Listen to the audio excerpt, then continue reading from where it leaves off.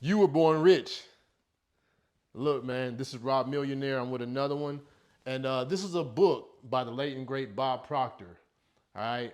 And he wrote this book to say that you were born rich, meaning as you were born with the richness of what you have available to you using universal and spiritual laws that are in place and that are available to everybody.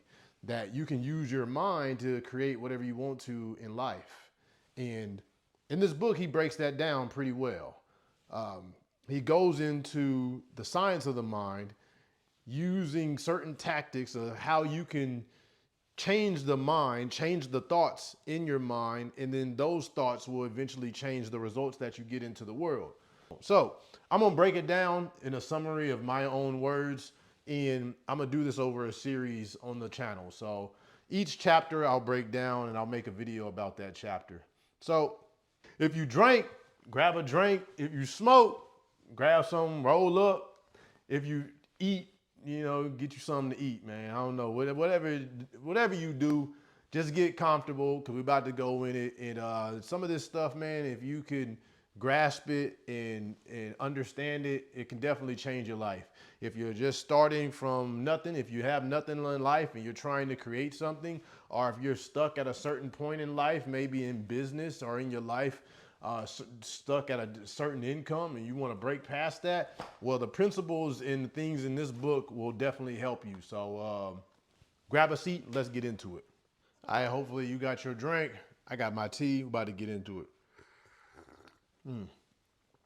So chapter one, me and money. Are you and money? Let me move this out the way right here.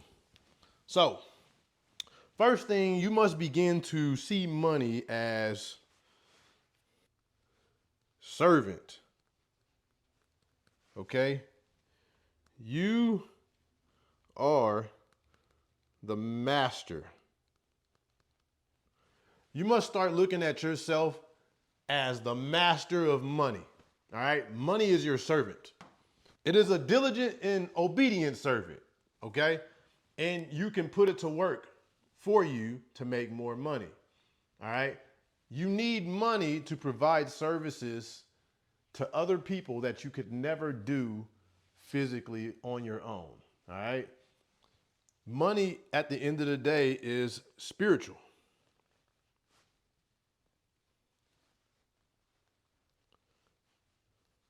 Money is spiritual. Okay. You cannot get rich doing physical things. All right. You don't have enough physicality. You don't have enough power. You're not going to be able to get rich doing hard labor. Okay. You may be able to start in a business of hard labor, but you're not going to get rich doing the hard labor work by yourself. You don't have enough power inside of you and you don't have enough time. All right.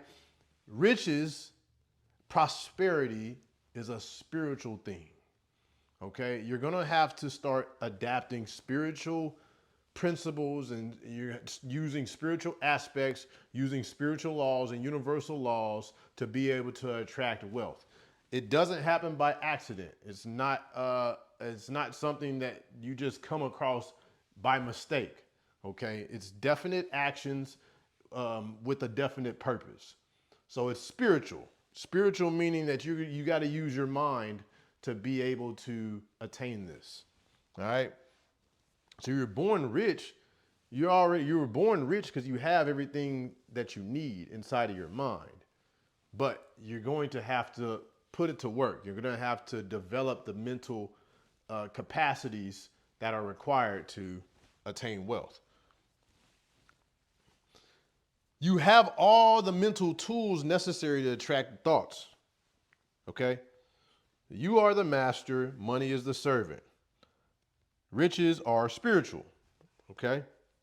You already have everything you need inside of you to create wherever you want to create.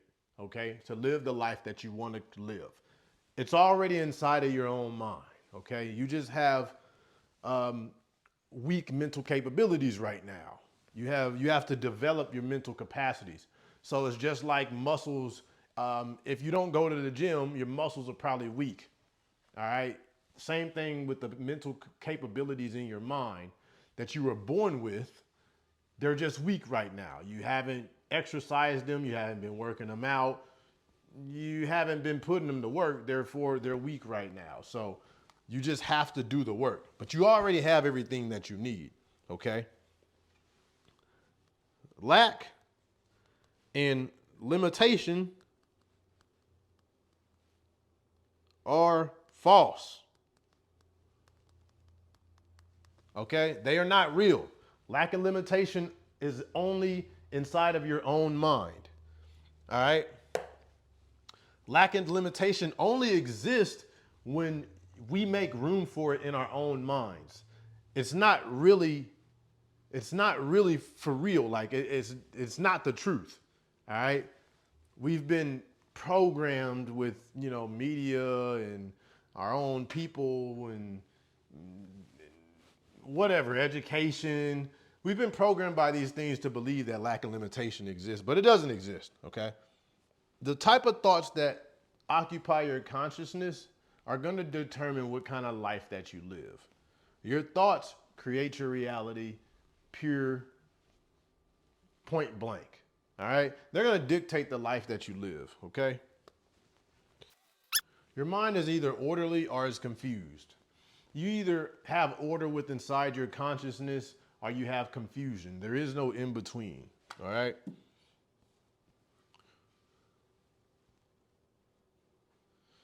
Order must prevail before you hope to manifest anything in the world.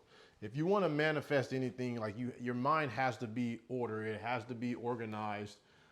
You have to have control over your own mind, your own thoughts, your own consciousness. You have to be able to control what comes into your mind and how to accept and reject, accept thoughts that serve you and how to reject thoughts that do not serve you. Okay? How to push those thoughts out. You have to be able to control that.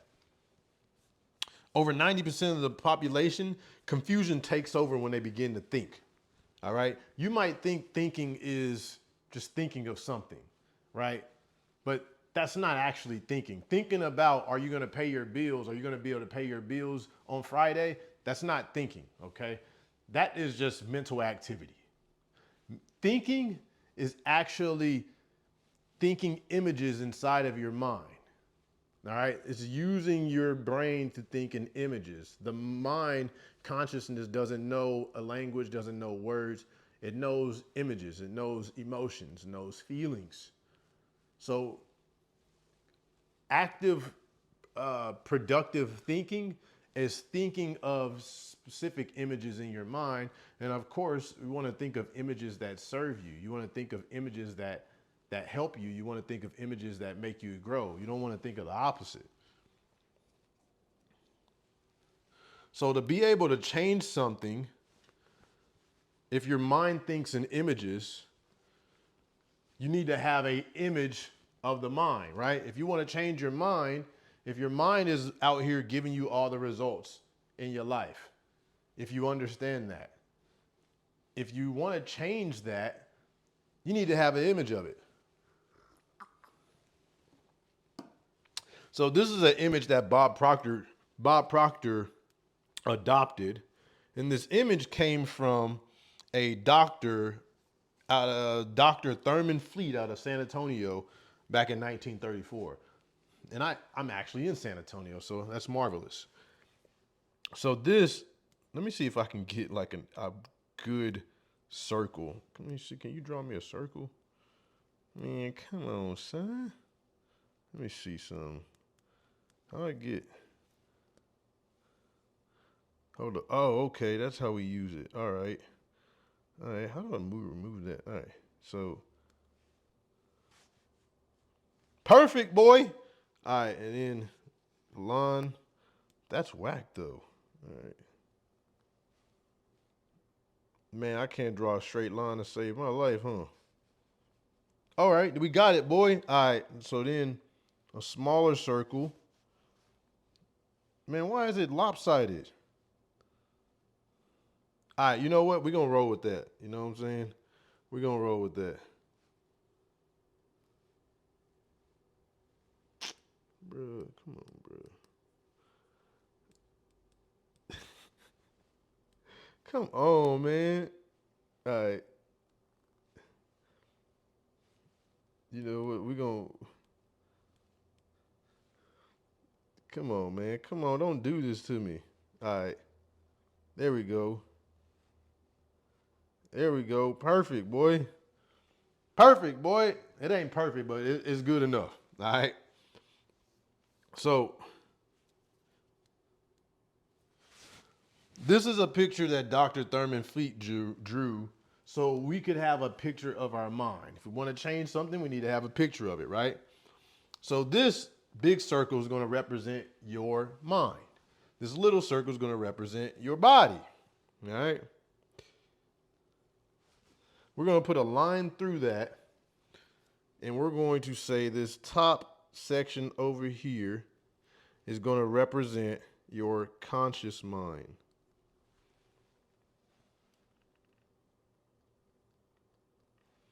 All right. The top section is going to represent your conscious mind. The lower section here is going to represent your subconscious mind. And subconscious mind just pretty much means it is below your level of consciousness. So your conscious mind is your thinking mind. Your subconscious mind is going to be below your level of consciousness.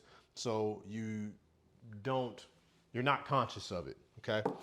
And then the little circle is going to represent your body. All right. So, of course, your subconscious mind is what controls everything about you. All right. Your conscious mind is your thinking mind. You think of certain thoughts. Those thoughts, when added with emotion, get downloaded into your subconscious mind. Your subconscious mind dictates what kind of vibration that your body is in. All right. So you have you live on 3 planes of existence. Okay. 1, spiritual.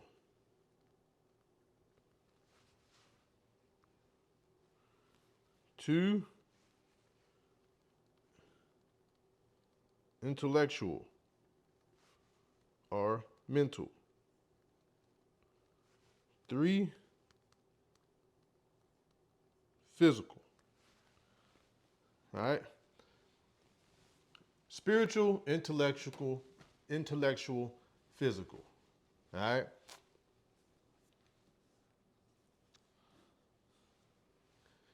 If you are to ever to develop yourself properly in truth, you will never see the greatest part of you because it is non-physical in nature. They say what, 10% of your mind? 10% of your mind is subconscious. We only use 10% of our mind. The other 90% is our subconscious mind. This is what they say. So if we're only using 10% of our mind, we should find out how the other 90% works. Your conscious mind is your thinking mind and the part of your mind where your free will lies. All right. Your level of vibration is determined by the thoughts you choose and will eventually determine your results. So the thoughts that you think are going to dictate the vibration that you're in. All right. That's your conscious mind. The subconscious mind is your power center. All right. It functions in every cell of the body. Everything you choose to accept from your conscious mind is accepted here and it cannot reject. Okay. Your conscious mind has the job of accepting and rejecting certain thoughts. Once the thought is accepted, then it's going to be downloaded into the subconscious mind. The subconscious mind expresses itself through feelings and actions. Any thought continuously impressed upon the subconscious mind becomes fixed. Fixed ideas will continue to be expressed until replaced. Okay? So, any idea that you hold on to long enough is going to eventually be downloaded here. All right? Then when it's downloaded here, that's an idea in your mind that more than likely is going to become a belief that you have, okay? Or a habit that you have. The body is a physical presentation of you. It is an instrument of the mind, okay? The mind controls the body. The thoughts are image consciously chose, impressed upon the subconscious mind, must move your body into action. Your actions determine your results. All right? So, you think thoughts with your conscious mind. Those thoughts are either accepted or rejected by your conscious mind. If they are rejected, then you move them on and let them go away. If you accept it, then it's downloaded into your subconscious mind, okay? Anything that's repetitiously and continuously impressed upon the subconscious mind is going to express itself through your feelings and your actions. Thoughts that are consciously chose and impressed on the subconscious mind are going to move your body into action. They're going to dictate your behaviors, which are going to give you whatever results that you're getting in life. So, have you ever heard people say, she made me mad. He made me angry. He really upset me. I felt sick when I heard about it. They depressed me. She made me depressed. He pissed me off. In truth, no one else can cause you to feel bad, all right? You actually cause these feelings yourself. You will control your own feelings when you have developed complete control of your thinking and your conscious mind. This is what Bob's going into detail and what he's going to go into detail in later chapters in the book. When you were a baby, okay, you did not have the ability to accept and reject certain thoughts. This is why you might have a lot of the limitations in your mind that you do, because they were put upon you at a time where you were not able to reject these ideas and these thoughts. James Allen says, as a person thinketh, so is he. All right. Oh, I'm sorry. As a person thinketh in their hearts, so are they. Now that you're not a baby anymore, though, you now have control over the things that come inside and out of your mind. Now, whether you're actually exercising that control or not, that's a different subject. You have the God-given ability to change ideas and thoughts in your mind that do not serve you. By doing this, you have transformed your life, okay? Romans 12:2. Do not conform to the pattern of this world, but be transformed by the renewing of your mind. Therefore, do not look at the outside world and judge yourself and your life based on what you see in the outside world, okay? By the renewing, be transformed by the renewing of your mind, okay? You focus on what's going on in your mind. So how your great power works. Your mind has been endowed with specific God-given factors, specific intellectual factors, all right? One, you have reason. Okay. Two, you have intuition. Three, you have perception. Four, you have will. The will. Five, you have memory. And 6 is your imagination. Okay? So your reasoning is what we're going to focus on right now. In reason, you have two types of reasoning factors. You have inductive and you have deductive. Inductive reasoning and you have deductive reasoning, all right? So your deductive reasoning in your mind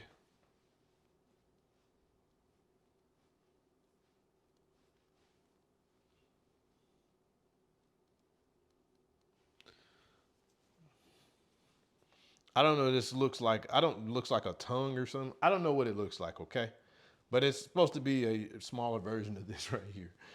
You have deductive, all right, and inductive. So deductive, the deductive reasoning of your part of your reasoning mind does not have the ability to reject ideas, images, or suggestions. Okay, when your inductive reasoning factor is inoperable, set aside, or not engaged, you are not thinking, okay? Your conscious mind is in a deductive state at that point.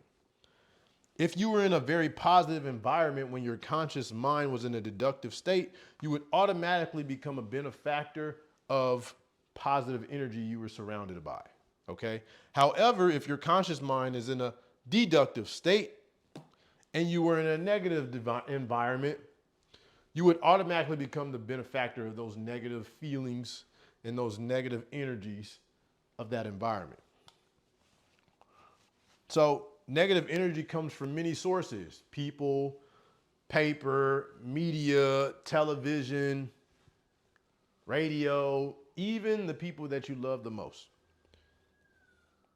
The person who is continually in a negative environment, whose consciousness is in a deductive state, will quickly become a product of their environment. As in, if you don't have any control, if you haven't learned how to control your mental factors, then you just kind of go with the flow and whatever happens to you because you don't know how to control it yet. Your inductive reasoning is your thinking part. That's your thinking mind. That's your critical, that's your analytical reasoning mind. This is the part of your personality that actually separates you from everything else in the animal kingdom, okay? Gives you dominion over your world.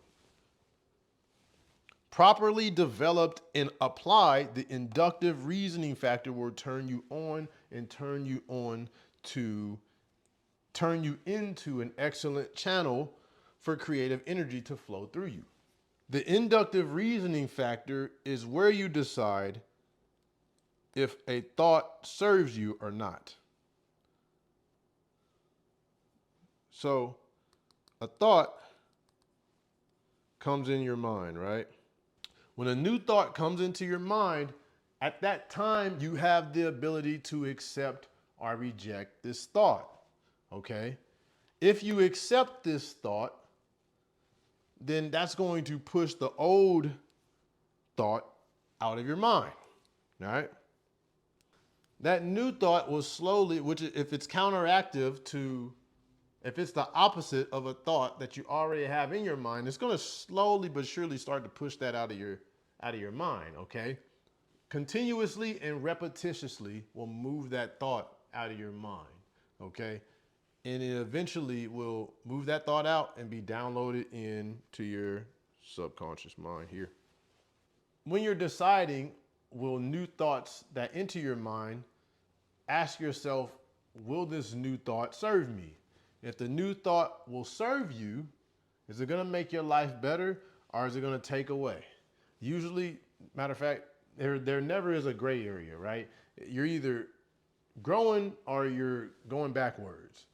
A thought that comes into your head, it's either going to serve you or it's not going to serve you. And you have to use your reasoning factor to make that decision. But if it is going to serve you, then you can choose to accept that new thought. All right? and you put that into your mind repetitiously, and then it gets downloaded into your subconscious mind. And once it gets downloaded into your subconscious mind, over time, it's going to affect how your body moves. It's going to affect your behaviors.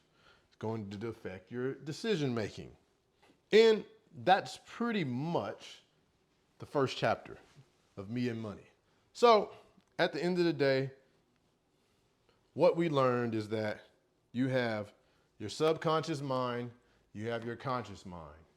The things that you put into your conscious mind are going to dictate what is downloaded into your subconscious mind. The subconscious mind pretty much controls your behaviors and the actions that your body does. So at the end of the day, if you're doing things, if your body is doing actions and it's giving you a result in life that you are not happy with, okay, you have to understand that the reason that you're getting these results and these behaviors is because of what's downloaded here into the subconscious.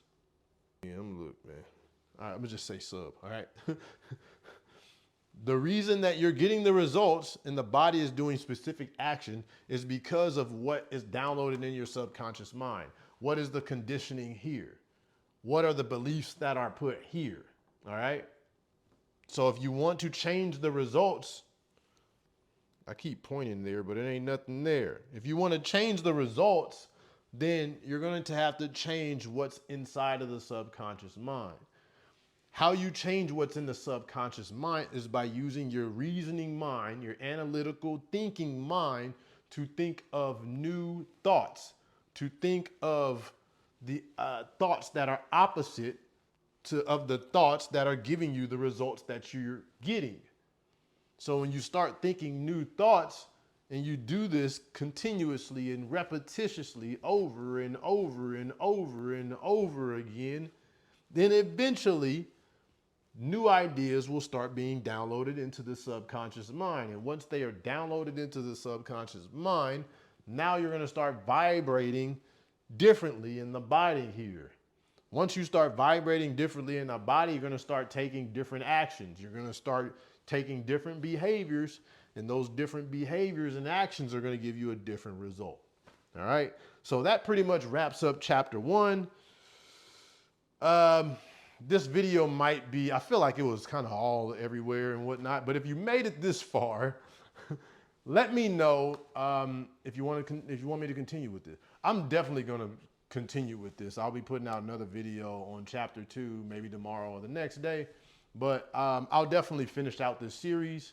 But if this type of style of content is something that interests you, or you like this type of content, let me know. I will continue it. But for now, that's chapter 1. That's my summary of it. So hopefully y'all found some value out of it. And yeah, if y'all got any questions, leave some in the comments. If you got something to say, leave some in the comments. Yeah.